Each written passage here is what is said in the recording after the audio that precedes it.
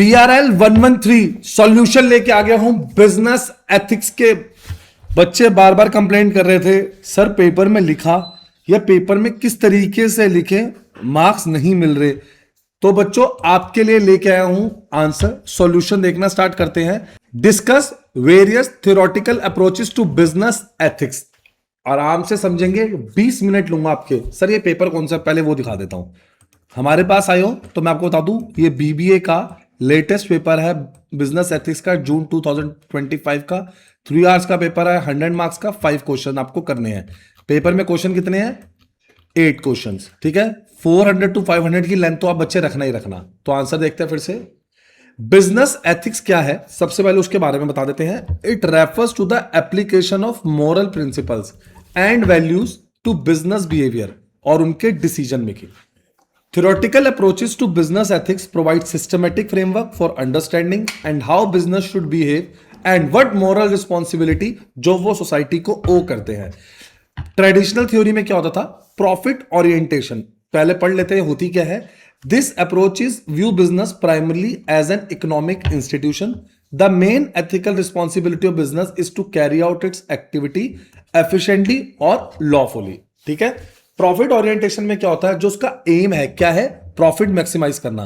Ethical behaviour is expected as long as it support long term profitability.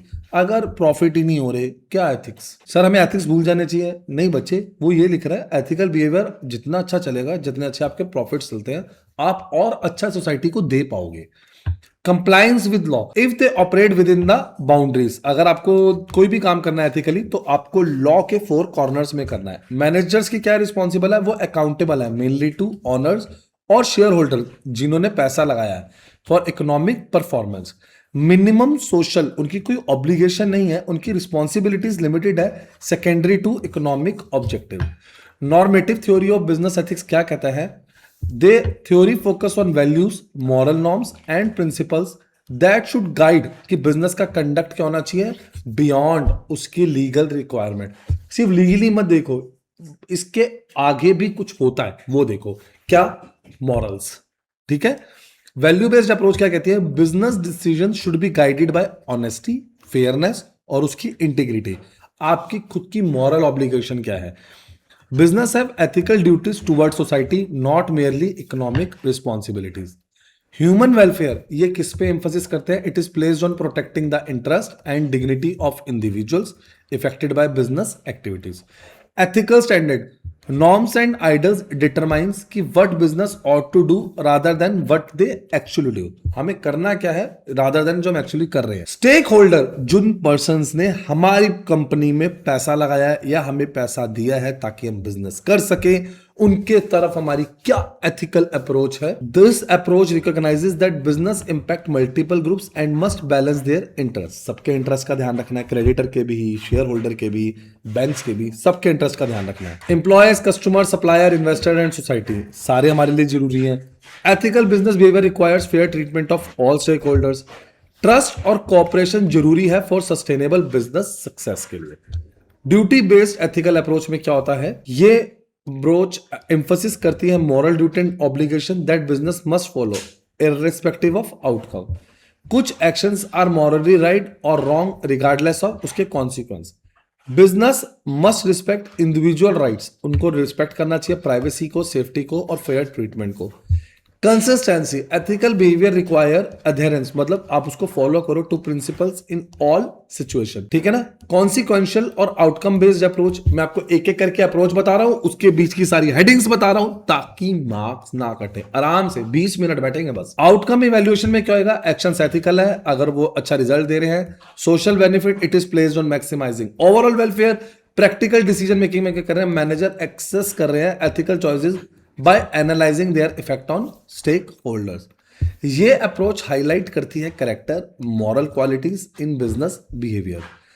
Ethical character, integrity, जो honesty होती है, responsibility होती है, ये सारे होने चाहिए। ऑर्गेनाइजेशन कल्चर में उनकी ethical value should be embedded in organisational practice. Leadership में क्या रहेगा?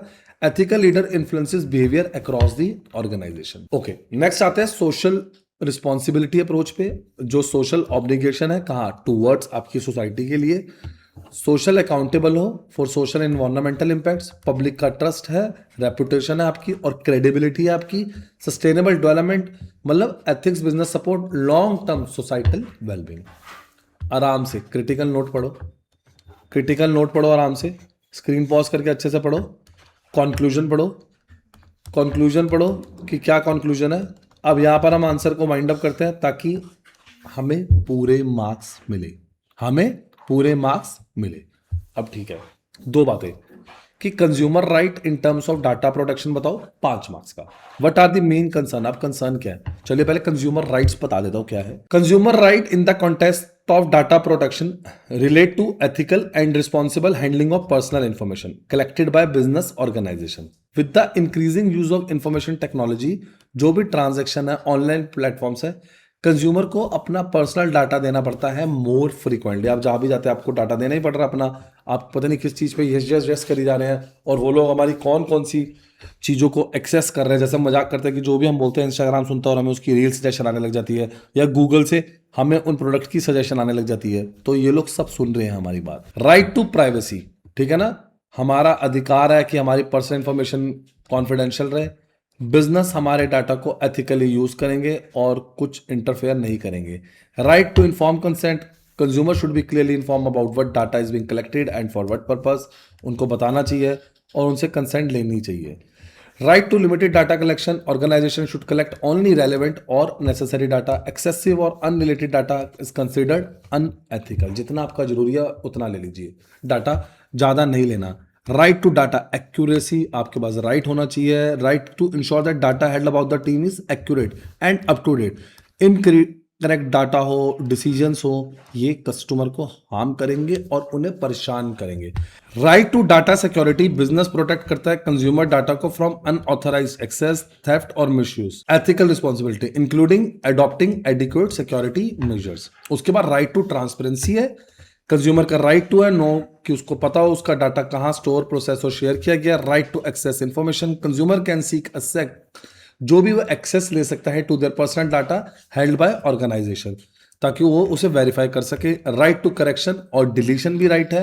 राइट अगेंस्ट अनऑथराइज शेयरिंग, तुमने गलत दिया किसी को, मुझे पता लग गया थर्ड पार्टीज को विदाउट माई प्योर परमिशन, तो बेटा मैं केस कर सकता हूँ। राइट टू रिड्रेसल, अगर कुछ होता है तो हम कंप्लेंट कर सकते हैं एंड रेमेडीज ले सकते हैं। ठीक है बच्चों, मेन कंसर्न क्या है कंज्यूमर के, misuse of personal data, misuse ना हो, डाटा ब्रीच और साइबर रिस्क है, आपके अकाउंट से पैसे निकल जाए, आपकी कोई इंफॉर्मेशन निकल जाए। Lack of awareness and control, आपका अवेयरनेस नहीं है, कंट्रोल नहीं है। अनऑथराइज शेयरिंग, बिना बताए शेयर कर रहे हैं हमारे डाटा को। सर्विलिंग एंड ट्रैकिंग, आपका कंज्यूमर बिहेवियर समझ रहे हैं डिजिटल प्लेटफॉर्म से, आप क्या देख रहे हो, कैसे देख रहे हो, कितनी देर देख रहे हो, सब पता है उन्हें, सब पता है आपको को क्या लेना है क्या नहीं लेना है। क्रिटिकल नोट आ गया है, कंक्लूजन से मैं इसको एंड करूंगा। आराम से पढ़ेंगे, फिर से बोल रहा हूं कोई जल्दी नहीं है, आराम से देखेंगे बच्चे। चलिए आगे बढ़ते हैं क्वेश्चन नंबर 3 पे। आगे बढ़ने से पहले 1 मिनट रुको, आप लोग सबसे पहले तो मेरे चैनल उन्नति एजुकेशन इग्नू को लाइक कर लो, सब्सक्राइब कर लो, क्योंकि सारे पेपर के सॉल्यूशन सबसे पहले अपडेट हम लेके आए हैं। ठीक है ना, आपकी स्क्रीन पे मेरा नंबर भी चल रहा है, नंबर पे कांटेक्ट करो, मुझे टीम को बताओ आपको किस पे सॉल्यूशंस चाहिए। सबसे पहले आपके लिए खुशखबरी, आपका रिजल्ट हम लेके आएंगे। ये मेरी वेबसाइट है, देखेंगे अगर आपको एडमिशन रिलेटेड कोई प्रॉब्लम आ रही है, कोई सॉल्व असाइनमेंट चाहिए, गेस्ट पेपर चाहिए, प्रीवियस ईयर पेपर चाहिए, या आपको नोट्स चाहिए, फटाफट फटाफट हमारी टीम को कांटेक्ट करो और हमने लगा भी दिए हैं नोट्स, आप स्टडी भी कर सकते हैं। चलिए, what is meant by energy efficiency, how it is achieved in building product. बच्चे 2 मार्क्स और 18 मार्क्स, ठीक है ना सर, ये क्वेश्चन पेपर में भी लिखता है। हाँ बच्चे, ये रहा, ये देखो 2 + 18, ये 2 मार्क्स का है और उसके बाद यहां से यहां तक 18 मार्क्स का।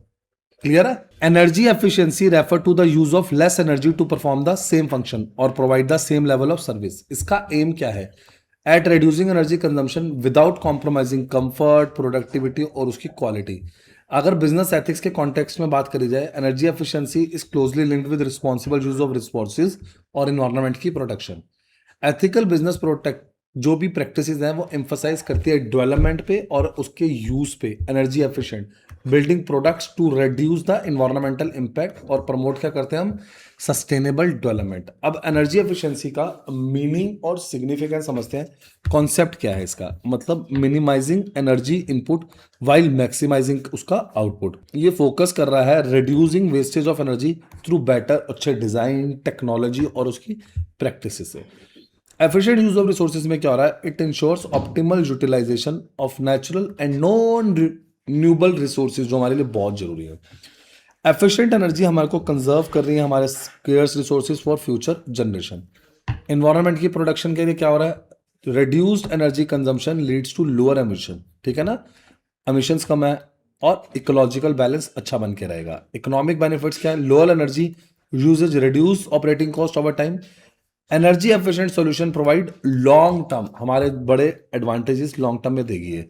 एथिकल रिस्पॉन्सिबिलिटी है ये, achieving energy efficiency in building products with an ethical focus, हमारा फोकस एथिकल है, मतलब एनर्जी एफिशिएंट डिजाइन होना चाहिए, यूज ऑफ सस्टेनेबल मटेरियल्स होने चाहिए, इंप्रूव्ड इंसोलेशन सिस्टम होने चाहिए, एनर्जी सेविंग लाइटिंग सॉल्यूशंस होने चाहिए, efficient heating and cooling products, adoption of renewable energy, life cycle compliance किसके, एनर्जी स्टैंडर्ड के, कंज्यूमर को अवेयरनेस दो और long term sustainability focus. Sir ये सारी हेडिंग्स लिखनी है? हाँ मेरे बच्चे, 18 मार्क्स का क्वेश्चन है यार, सारी हेडिंग्स ऐसे ही लिखनी है। इग्नू की दी गई हेडिंग्स है, इग्नू की, उन्हीं की हेडिंग्स है, आपको ऐसे ही लिखनी है तभी मार्क्स मिलेंगे। ये आ गया है क्रिटिकल नोट और ये आ गया है कंक्लूजन। अच्छा, हेडिंग्स लिखते टाइम ना सारे ब्लैक पेन यूज करना, आंसर लिखते टाइम बच्चों ब्लू पेन यूज करना। तरीका बता रहा हूं, आंसर दिखा रहा हूं, 5 साल के पेपर कर लेना, 5 साल के, ये रहा नंबर। 5 साल के पेपर नहीं करोगे तो वीडियो का क्या फायदा है। आप 5 साल के टीम को कांटेक्ट करो, पेपर लो और कोई डाउट हो तो मुझे पूछो। आगे बढ़ते हैं। Ethical responsibility in honouring commitments, discuss the best practices of honouring commitments. आपको बेस्ट प्रैक्टिसेस बतानी है। Ethical responsibility in honouring commitment refers to, पहले उसके बारे में बताते हैं, moral obligation of individuals and organisation, ताकि वो प्रॉमिसेस फुलफिल कर सके, एग्रीमेंट एंड इंश्योरेंस जो हम अदर्स को दे रहे हैं। Commitment form the foundation of trust, अब लो बच्चों को ट्रस्ट आएगा हम पे। एक रिलेशनशिप स्टैब्लिश होगा एम्प्लॉय से, कस्टमर से, सप्लायर से, इन्वेस्टर से, सोसाइटी से। Ethical business conduct requires sincerity, reliability और अकाउंटेबिलिटी, ताकि ऑब्लिगेशन जो भी है उसे टाइमली मीट कर सके। Honouring commitment strengthen credibility and sustain long term relationship. चलिए अब आते हैं मीनिंग ऑफ कमिटमेंट। अब सर ये कमिटमेंट होती क्या है, ये एक प्रॉमिस है और एक ऑब्लिगेशन है जो अंडरटेकन वॉलंटरली है। Trust as the core value, honouring commitment build trust, trust is the essential for stable and enduring business relationship. Moral, आपके कुछ वो काम है beyond duty, legal duty, it goes beyond legal enforcement, even when not legally binding commitment should be honored on moral grounds. Accountability क्या है, businesses are accountable for commitment made by their representative. Ethical organization जो भी होगी वो accept करेगी responsibility for the assurances. Respect रहेगा stake holder का, consistency रहेगी उनके एथिकल बिहेवियर में, मतलब it require consistency between words and action. Integrity, मतलब उनको अपने promises when it conforms to convenient, inconvenient और कॉस्टली। और लॉन्ग टर्म एथिकल इंपैक्ट है, honouring commitment contribute to goodwill और social legitimacy. Ethical reliability supports, इनकी वजह से हमें एक लॉन्ग टर्म सक्सेस मिली है। बेस्ट प्रैक्टिसेस क्या है, क्लियर एंड रियलिस्टिक है, ट्रांसपेरेंट कम्युनिकेशन है, ethical practice require clear communication about terms and conditions, transparency prevents misunderstanding. Proper documentation जो होते हैं बच्चों वो हेल्प करते हैं ताकि आप इंश्योर करते हैं क्लैरिटी और अकाउंटेबिलिटी।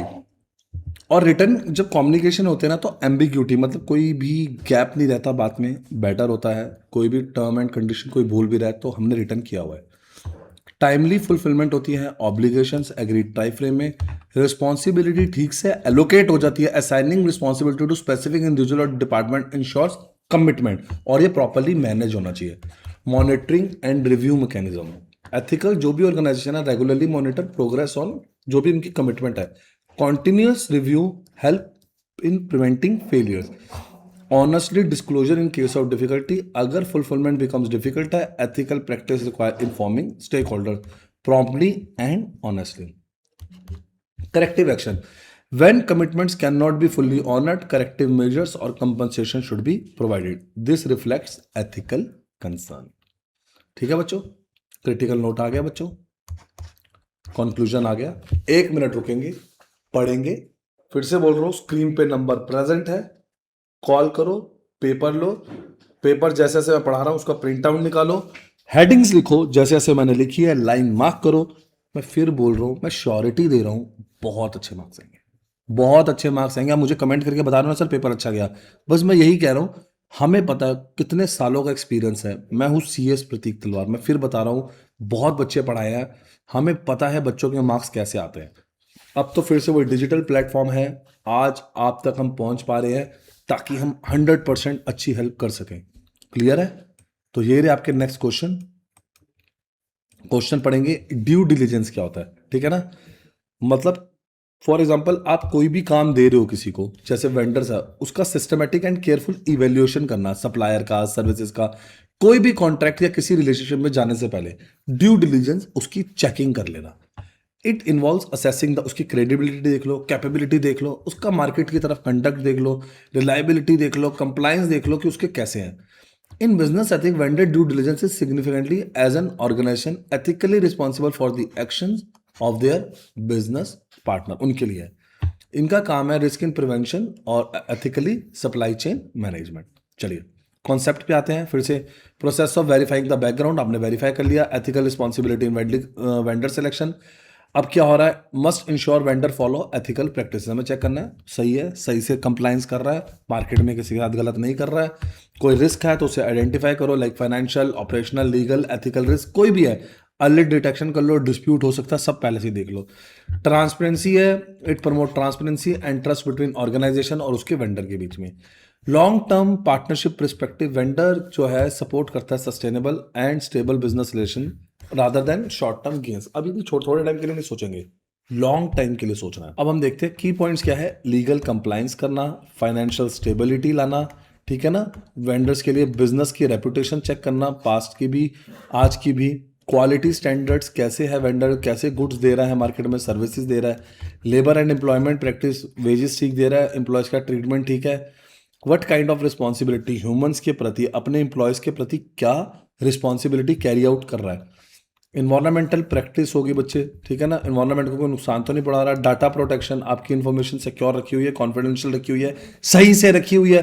कॉन्फ्लिक्ट ऑफ इंटरेस्ट, अगर कुछ कॉन्फ्लिक्ट ऑफ इंटरेस्ट है, अगर आपको लग रहा है अगर ये रिलेशनशिप में है तो हम वेंडर को कॉन्ट्रैक्ट नहीं देंगे. हेल्थ एंड सेफ्टी स्टैंडर्ड्स का ध्यान रखा हुआ है कि नहीं रखा हुआ. कॉन्ट्रैक्चुअल एंड पॉलिसी एग्रीमेंट, उसने सारी वैल्यूज, सारी पॉलिसी, सारे स्टैंडर्ड फॉलो करें हैं, ठीक है ना. पास्ट परफॉर्मेंस क्या है, कंसिस्टेंसी और रिस्पॉन्सिवनेस क्या है, और मॉनिटर करना. Establishment of system for continuous monitoring, मतलब ethical due diligence is a ongoing process. Regular check करते रहो, कहीं गलत ना कर रहा हो, ठीक है ना. कंक्लूजन पढ़ेंगे, ये सब देखेंगे. फिर बोल रहा हूं, दोस्तों के साथ शेयर करो, लाइक करो, सब्सक्राइब करो, और मुझे कमेंट सेक्शन में बताओ आपको नेक्स्ट सॉल्यूशन किस पे चाहिए. हम हर चीज के सॉल्यूशन लगाएंगे. आपके सामने ये आंसर चल रहा है, कंपेयर करो आंसर्स. पहले ये नहीं है कि एकदम से कूद पड़ो, कंपेयर करो, आपको पता लगेगा हमारे आंसर से रिजल्ट क्यों आ रहा है. तभी मैंने कहा मेरी टीम को कांटेक्ट करके आंसर्स लो, नोट्स लो, आपको जो चाहिए, असाइनमेंट्स के चाहिए, सॉल्व पेपर चाहिए, सब मिलेगा. ठीक है, वीडियो पॉज करो, आराम से देखो, नोट डाउन करो, और प्लीज शेयर करना मत बोलो, वरना किसी और बच्चे के बेचारे के मार्क्स रह जाएंगे. ठीक है ना, अपने दोस्तों का भला करो, ठीक है. और लाइक करते ही हमें कमेंट सेक्शन में बता देना आपको नेक्स्ट पेपर किस पे चाहिए. Thank you.